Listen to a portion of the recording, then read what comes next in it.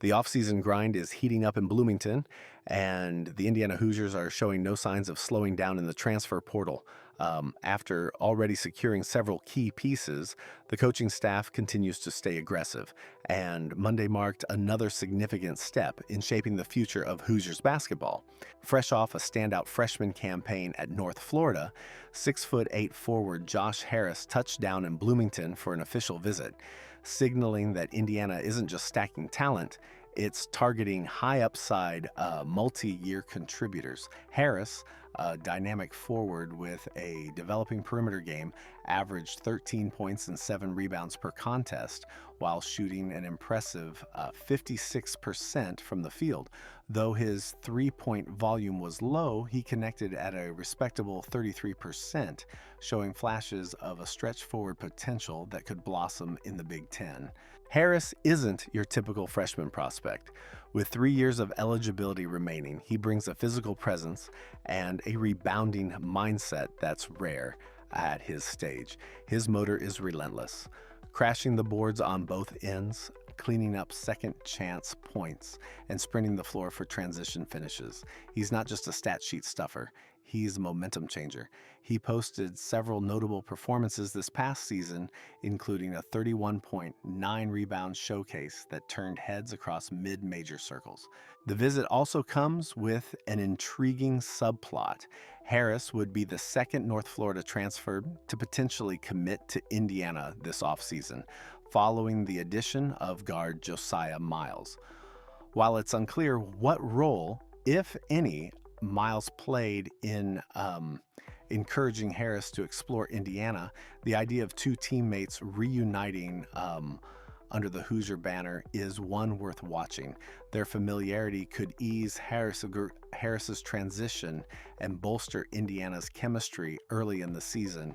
As the roster continues to evolve, questions linger about fit and minutes, but Harris's versatility gives the Hoosiers options. He may not crack the starting lineup immediately, especially as he adjusts to the physicality and pace of Big Ten play, but his ceiling suggests he could become a fixture in the rotation as early as his sophomore year. For Indiana, the focus remains clear. Keep building, keep elevating. The frontcourt reload is still underway, and with pieces like Harris potentially joining the mix, the Hoosiers could be quietly assembling a roster that blends experience, upside, and positional depth. A formula built not just for the now, but for sustained success. Harris, who made a name for himself at North Florida with a standout freshman year, continues to be a focal point in Indiana's portal pursuit.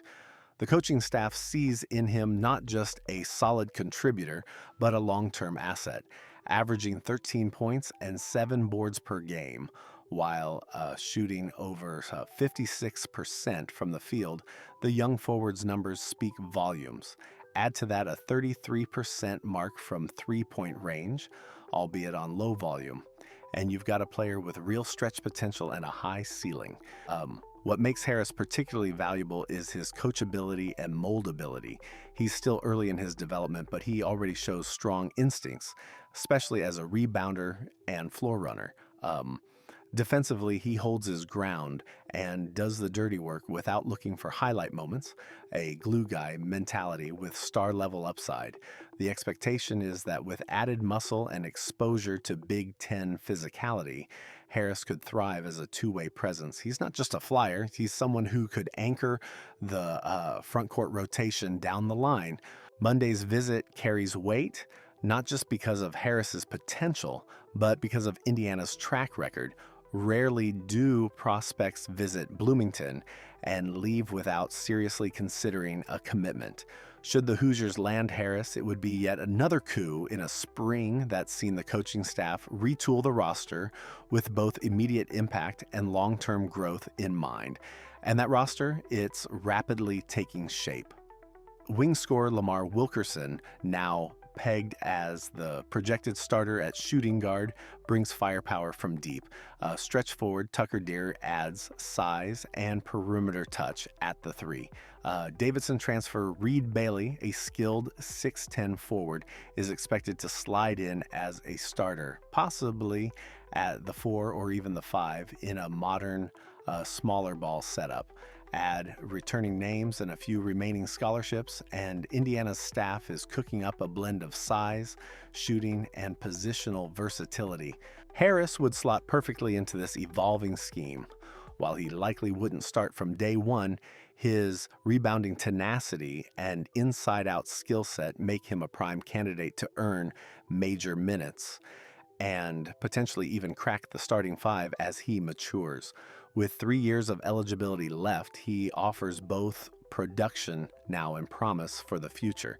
As Indiana retools from top to bottom, the addition of Harris would symbolize more than just another portal win. It would underline the program's vision: build with purpose, recruit with upside, and compete now while developing for tomorrow. If Harris buys in, Indiana may have just added one of the more under-the-radar steals of this transfer cycle. Let's talk about the guard depth, which has quietly turned from a weakness into a genuine strength. Indiana added Tatton Conor from Troy, a dynamic 6'3 guard who did everything for the Trojans: scoring, distributing, rebounding, perimeter defense. You name it, Conor did it. He's a utility weapon who fits seamlessly into Deare's modern up-tempo system. Then there's Nick Dorne, a 6'7 guard from Elon who brings rare size to the perimeter. He's got the physical frame to guard multiple positions and the shooting mechanics to space the floor. His versatility will give the coaching staff options at both ends. And don't overlook Josiah Miles at 6'6", 210 pounds.